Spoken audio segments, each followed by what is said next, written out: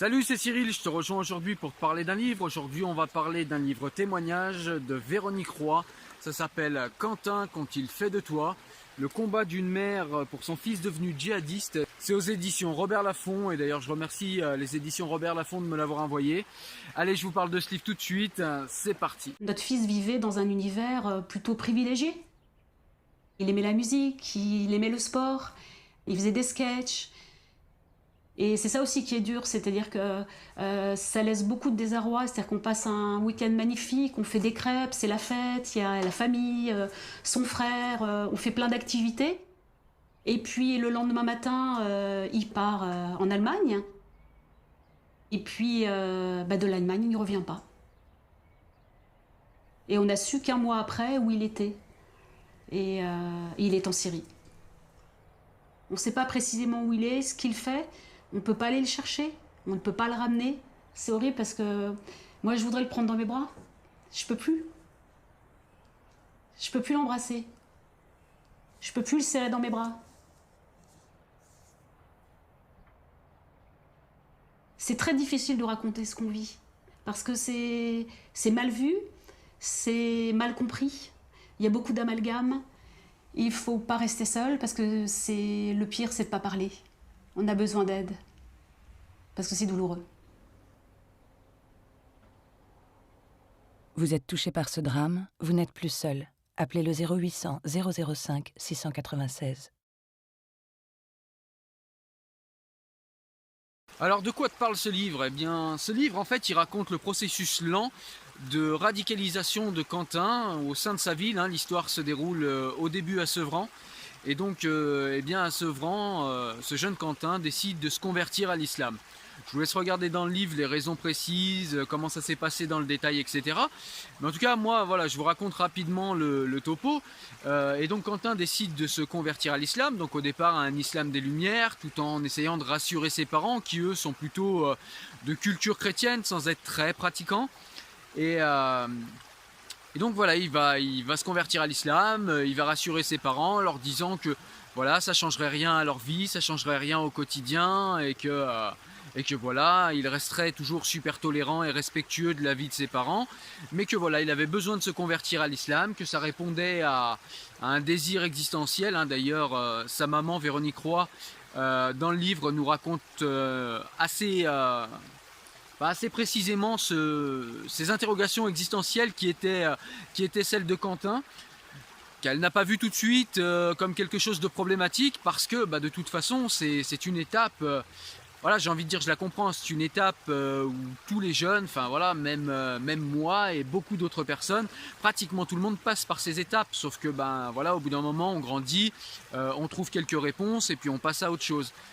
Pour Quentin, malheureusement, ça n'a pas été le cas. Et donc, après cette conversion, eh bien, Quentin va rencontrer des gens, il va fréquenter des mosquées, dont la fameuse mosquée Daesh, la tristement célèbre mosquée Daesh. Mais voilà, on ne sait pas précisément puisque voilà, Quentin est mort. Donc voilà, après sa conversion à l'islam, on va voir que Quentin a fréquenté des endroits plus ou moins bien. Alors ça reste assez flou, voilà, il y a beaucoup de suppositions parce que, alors il y a des endroits où on est sûr qu'il est passé, mais il y a des suppositions également puisque voilà, Quentin est aujourd'hui mort et donc on sait malheureusement pas où est-ce qu'il a exactement été, qui l'a radicalisé réellement. On sait quelles sont à peu près les influences qui se sont exercées sur lui, mais voilà, il n'y a rien de précis, il demeure beaucoup de questions. Mais en tout cas, on suit très très bien et je trouve que Véronique Roy retranscrit très très bien, et ça c'est vraiment intéressant pour qui aurait besoin de ce genre d'informations, le processus lent de radicalisation.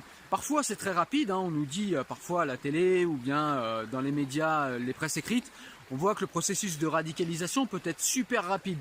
Mais là, dans le cas de Quentin Roy, eh bien, on voit que c'est un processus qui a été très lent. Il y a eu un véritable travail de reprogrammation mentale. Il y a eu un vrai travail de sape, notamment avec la petite copine de Quentin qui essayait de le maintenir à bout de bras. On voit également que la maman de Quentin, Véronique Roy, c'est quelqu'un qui lâche pas, quelqu'un qui est très solide et quelqu'un qui a essayé de maintenir le lien avec Quentin tout au long de sa radicalisation. Même quand le lien était très fin et très ténu, eh bien, elle a quand même maintenu le lien, elle a maintenu le dialogue et elle a essayé de le raisonner à chaque étape de sa radicalisation. Et les échanges qu'il y a entre eux, je trouve, sont très très riches, voilà, en informations et en... Ouais, riche pour savoir un petit peu comment se passe ce processus de radicalisation lente et comment ces personnes avec cette idéologie on arrive rapidement à se couper de leur société et à petit rejeter les valeurs de la société dans laquelle ils sont nés.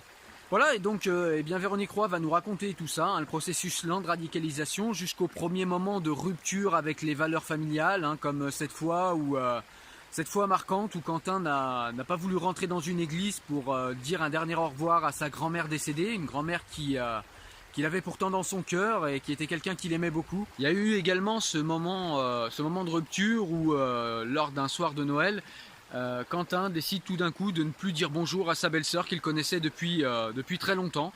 Mais comme ça, il dit d'un coup qu'il ne peut plus dire bonjour aux femmes, qu'il est vraiment désolé, mais que voilà, selon sa foi, c'est quelque chose qui n'est plus du tout envisageable. Et il y a eu plein de moments comme ça de ruptures qui sont en même temps très violentes, mais en même temps très progressives.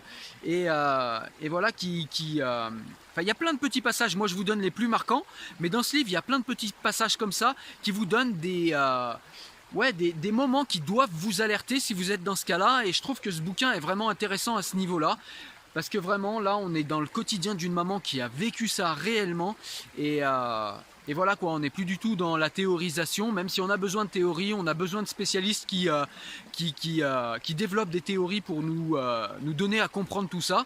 Mais là, on est vraiment dans du concret et c'est tout l'intérêt de ce livre, je trouve. Dans ce livre, Véronique Roy nous parle aussi de la solitude des parents face à la radicalisation, en tout cas à l'époque où Quentin a subi cette radicalisation. Parce que, il y avait personne pour vous aider, c'est-à-dire que vous alliez voir la police. Tant qu'il n'y avait pas de délit, c'était pas leur problème. Les organisations musulmanes de France, pas leur problème. Même si, avec l'insistance de Véronique Roy, ils ont fini par la recevoir et lui ont dit que leur fils était un petit peu sur le film et qu'il était dans le zèle du nouveau converti. Ils n'ont pas du tout vu le danger du basculement qui guettait. Hein. Pourtant. Là, c'est pas dit dans le bouquin, mais selon moi, c'est quand même à eux les premiers de le savoir. Mais voilà, en tout cas, Véronique Roy nous montre bien que personne ne savait à l'époque. Donc voilà, elle était d'autant plus perdue et d'autant plus livrée à elle-même, et c'était d'autant plus difficile de voir ce qui se passait. Et pourtant, malgré qu'elle soit seule, d'après ce qu'elle raconte dans le livre, moi j'ai l'impression d'une maman extrêmement attentive et avec des réflexes extrêmement sains. Je vous laisserai découvrir précisément lesquels dans le livre, mais voilà, on voit qu'elle a vraiment tout le temps discuté avec Quentin, elle a tout le temps essayé avec bienveillance, avec l'amour bienveillant d'une maman aimante, de lui faire entendre raison à chaque processus de sa radicalisation. Elle a essayé d'être dans le compromis et pas dans la compromission, hein, comme certains voudraient parfois en faire le procès à ces parents-là. Elle a été dans le compromis, mais parce que on peut la comprendre, si elle n'avait pas accepté quelques compromis avec son fils Quentin, est-ce qu'il ne serait pas parti plus tôt? Est-ce qu'il ne se serait pas radicalisé plus vite? Voilà, évidemment, on ne saura jamais tout ça, c'est des situations qui sont éminemment complexes, multifactorielles, c'est très très compliqué de dire ce qui aurait pu changer le destin de Quentin. Malheureusement, son destin a été de partir en Syrie et de mourir là-bas. Vous allez voir aussi également une maman très très courageuse qui fait face à la vie, qui continue à vivre malgré que son fils soit parti en Syrie. Parce que voilà, on va arriver à un moment du bouquin où effectivement, dans son processus de radicalisation, il va dire à ses parents qu'il part en Allemagne.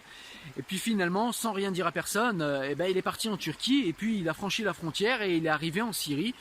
Et puis en fait, il a été vivre en Syrie pour, soi-disant, du coup, vivre sa foi.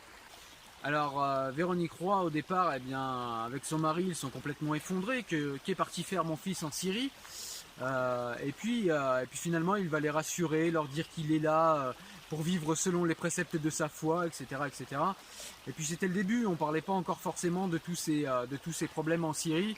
Et puis voilà, et puis finalement, eh bien, ils vont quand même réussir à garder un contact hein, grâce à WhatsApp, cette application voilà, où on peut communiquer via les réseaux internet.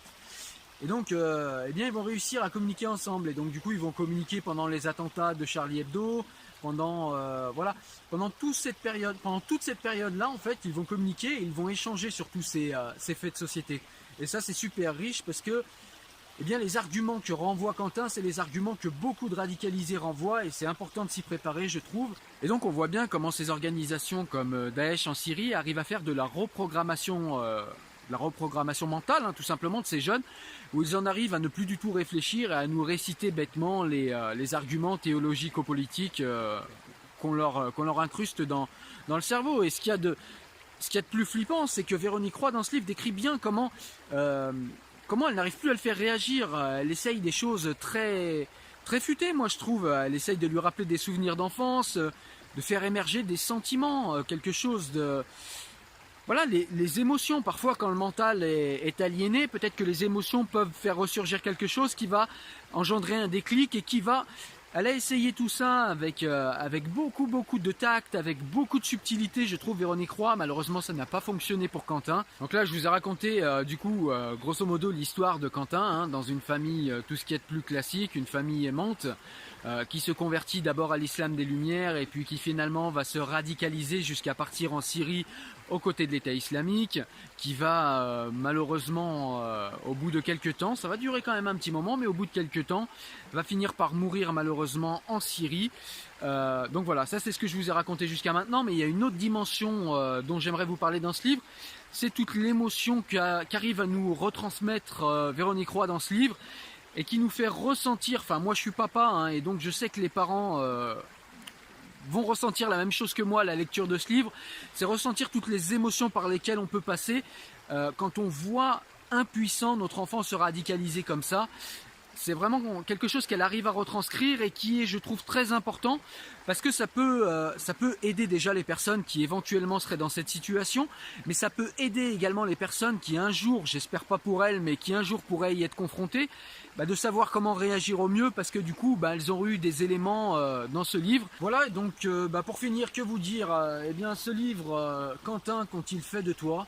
Ce livre de Véronique Roy aux éditions Robert Laffont, un très très bon livre que j'ai beaucoup aimé, que je conseille à tout le monde, un livre qui renseigne pour ceux qui seraient intéressés pour essayer de comprendre un petit peu ce phénomène de radicalisation, pour ceux qui éventuellement y seraient confrontés. Voilà, Véronique Roy, je ne l'ai pas dit, parle également des organismes qui sont actuellement à disposition, hein, des organismes qui sont là pour désormais vous tendre la main. Ces organisations n'existaient pas au tout début, hein, c'est-à-dire que voilà, quand Véronique Roy a eu son problème, elle n'a pas eu tous ses soutiens. En tout cas, désormais, il y a des groupes de parents, il y a des soutiens du gouvernement. Voilà, Véronique Roy nous raconte tout ça, nous met tout ça en lumière dans son livre.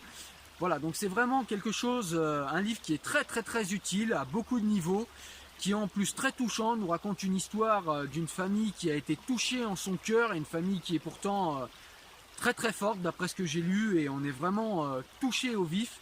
On a beaucoup de compassion pour cette famille-là. Moi, je leur tire mon chapeau parce qu'ils ont été tous très forts. D'après ce que raconte Véronique Roy et d'après leur histoire, on voit vraiment une belle famille qui a été touchée malheureusement par un malheur qui pourrait nous toucher tous. Donc voilà, je vous conseille très très vivement ce livre. Voilà, cette vidéo arrive à sa fin. Écoute, j'espère qu'elle t'a plu. Mets-moi un petit pouce bleu si c'est le cas, ça fait vivre la chaîne et c'est le meilleur moyen de m'aider. N'hésite pas aussi à t'abonner si tu veux être au courant des prochaines vidéos que je vais publier sur des recommandations livresques. En tout cas, moi je te dis à très bientôt sur les réseaux sociaux, sur la chaîne YouTube et également sur le profil Tipeee si jamais tu as envie de voir du contenu exclusif. À très bientôt, porte-toi bien, ciao ciao, salut.